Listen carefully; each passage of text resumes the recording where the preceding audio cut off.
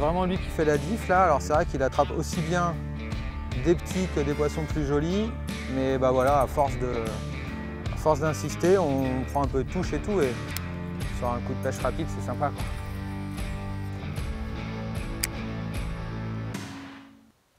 Poisson.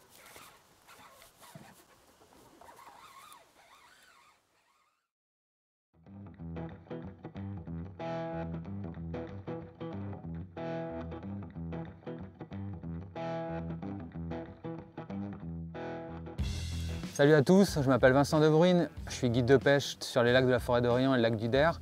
Et on se retrouve là pour un petit coup du soir rapide. Vous savez, j'aime pas trop la pêche, alors je suis capable, après une journée de guidage, de retourner pêcher 2-3 heures. Là, j'avais un bon plan, une petite gravière sympa à pêcher, qui est pas trop loin de la maison. Le truc, c'est que du coup, pas beaucoup de temps, au clair. On va pêcher spinner pour une pêche assez rapide et assez efficace, au ras des branches, dans les branches aussi, et de plano autour des herbiers et tout ça. Forcément, on est en fin d'été, début automne. Je suis certain que sur les palettes, il va y avoir des petits poissons qui vont bouger parce que ça a tendance à bien faire bouger les petits poissons aussi, la palette, en fin de saison. Mais dans l'eau, j'espère en tout cas qu'on va toucher quelques jolis au milieu de tout ça et faire 2-3 petites heures de pêche sympa, quoi. Allez, c'est parti.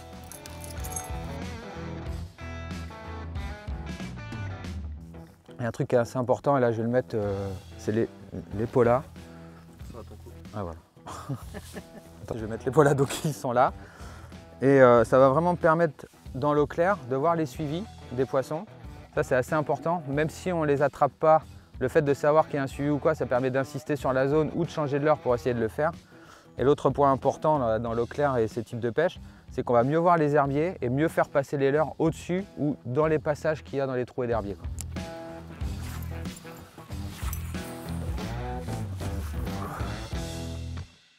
Pour la pêche au spinner, je vais utiliser une canne un peu plus puissante dans le sens où les palettes des spinnakers et notamment le grammage que je vais utiliser, 14 grammes, oppose pas mal de résistance. Donc si je pêche avec une canne trop souple, lorsque je vais ferrer, en fait, je vais juste tirer sur le leurre, mais je ne vais pas mettre suffisamment de force pour pouvoir bien planter l'hameçon. Donc c'est pour ça que j'utilise une canne plus puissante. C'est la Shoot & Cut 220 H+, un poil plus péchu et qui va me permettre d'être très efficace sur la touche. Je vais lui mettre le petit spinnaker coloris perche là. Comme il y a pas mal de perches dans le plan d'eau, je vais partir sur un coloris assez naturel. Alors je mets une agrafe. C'est vrai qu'en temps normal, j'en mets pas. Sur un spinner, il est quand même plutôt conseillé de ne pas en mettre. Là, je vais le mettre parce que je vais peut-être changer de couleur assez rapidement, ça ira juste plus vite. Mais si vous mettez une agrafe, pensez bien, les spinnakers sont vendus de toute façon avec, à mettre une petite gaine ici pour pas que ça puisse coulisser en fait.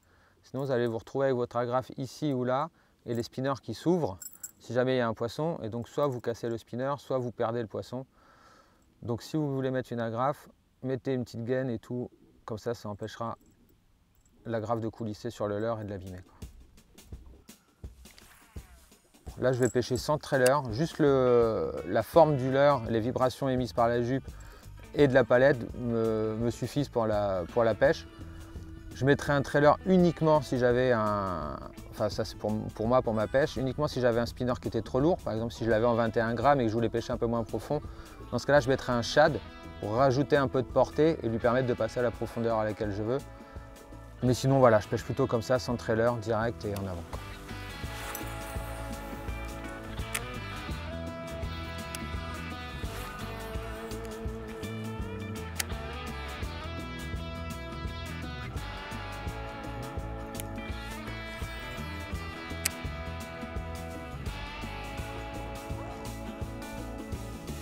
Poisson.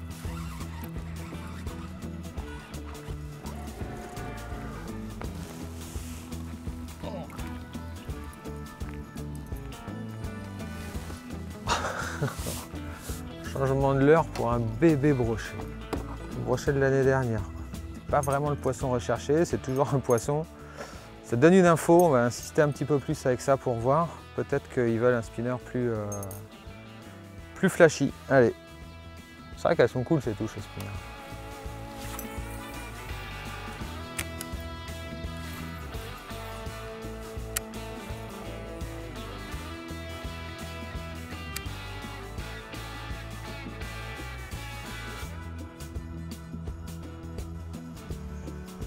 Poisson.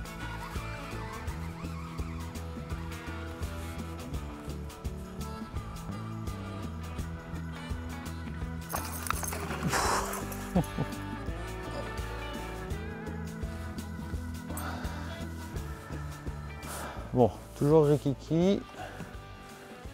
Les petits poissons de 40-50 là à peine. Mais le spinnaker chartreuse, ils le prennent.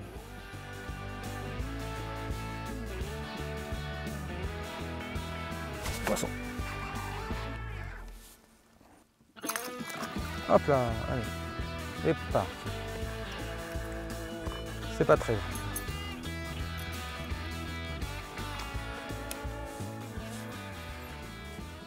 Bon, visiblement le spinner il attire les petits.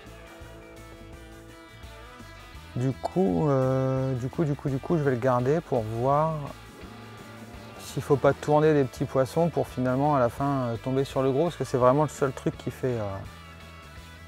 Pour le moment, c'est le seul truc qui fait des touches, quoi. Donc,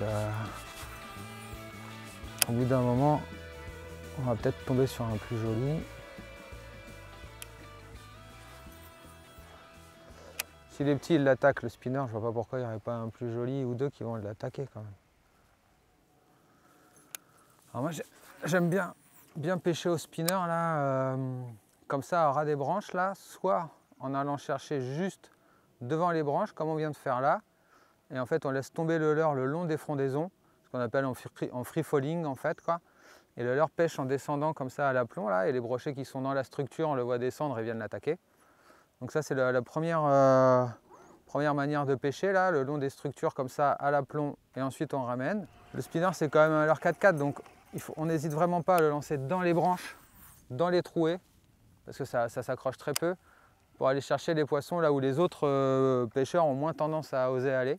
Donc là on va vraiment le chercher dans la trouée et la plupart du temps, voilà, la touche elle intervient à la tombée du leurre. C'est-à-dire qu'il tombe dans l'eau, on ne fait même pas un tour de manivelle, boum, le poisson était en poste, on l'attrape.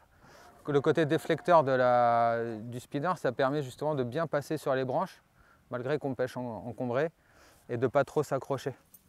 Le côté déflecteur, en fait, c'est le triangle du spinner qui le fait. Et en fait, lorsqu'il tape la branche, il ricoche et il passe par-dessus. Ce qui est important lorsque l'on lance dans les branches et qu'on les tape, c'est de ne pas s'arrêter. C'est-à-dire que si on s'arrête, le spinner il se met sur le côté et là, il va s'accrocher. Donc c'est vraiment, on tape la branche et on continue son lancer, il bascule et ça lui permet de passer l'obstacle et souvent de déclencher la touche. Donc ça c'est la deuxième manière, et ensuite la troisième manière c'est de la pêche de plein eau pour couvrir du terrain en power fishing, soit en plein eau soit en bordure, on lance, on ramène assez soutenu pour essayer de déterminer les zones où les poissons sont actifs. Donc là pour le moment moi je fais plutôt une alternance entre lancer dans les trouées ou juste devant les branches en free falling en fonction de la configuration qui s'amène à moi, quoi.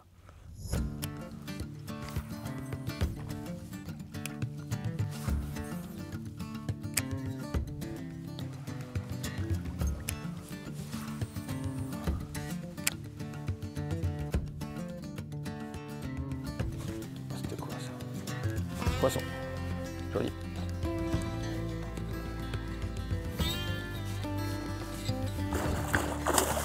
Ah. Toujours le même spinner, souvent bien, comme je disais tout à l'heure, souvent bien piqué, juste dans le dur, là c'est souvent piqué là dans cette partie là au spinner, quoi. Et voilà, au spinnaker. Spinnaker 21 grammes là sur une pêche en linéaire à ras des frondaisons. Un joli poisson là dans les 75, on va pas le mesurer, on va le relâcher assez vite, mais vraiment à lancer au ras des branches là ou même dans les petites trouées, laisser tomber, comme on prononce, enfin on dit souvent en anglais en free falling là quand on le laisse nager le long de la frondaison en descendant. Et ensuite récupération linéaire et là on perd le contact, c'est souvent ça la touche au spinner, c'est-à-dire qu'on le sent plus, on perd le contact, on ferme et bam. Le brochet est au bout. Joli poisson, c'est cool.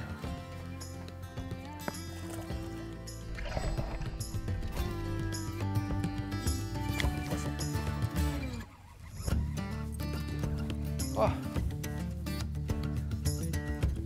Décroché. C'était un petit. Décro encore au spinnaker, quoi. Vraiment depuis que... C'est vraiment lui qui fait la diff là, alors c'est vrai qu'il attrape aussi bien des petits que des poissons plus jolis, mais voilà, à force d'insister, on prend un peu de touche et tout, et sur un coup de pêche rapide, c'est sympa, quoi.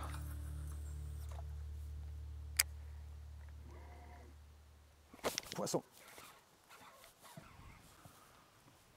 Ah, non, non, c'est un petit encore. Il s'est emmailloté autour du spinner. Ah. Il n'était même pas piqué, il a fait le coup du lasso.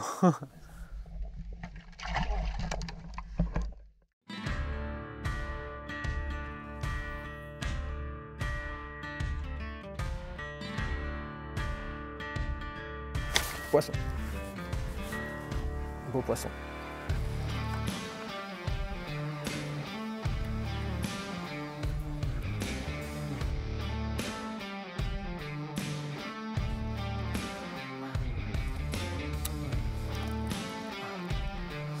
Yeah. Yes. Voilà un beau fiche là au spinner. Qu'on a fait bouger que des petits jusqu'à maintenant là, mais à force d'insister, on tombe sur un poisson plus joli là qu'on n'a pas mesuré, qui fait 80 quelque chose là. Bon, comme souvent au spin là, il s'est pris, je vais prendre une pince, il est bien pris à la commissure là. Hop. Ouais. Voilà, joli poisson, un beau combat, c'était bien cool. On va relâcher ça gentiment là.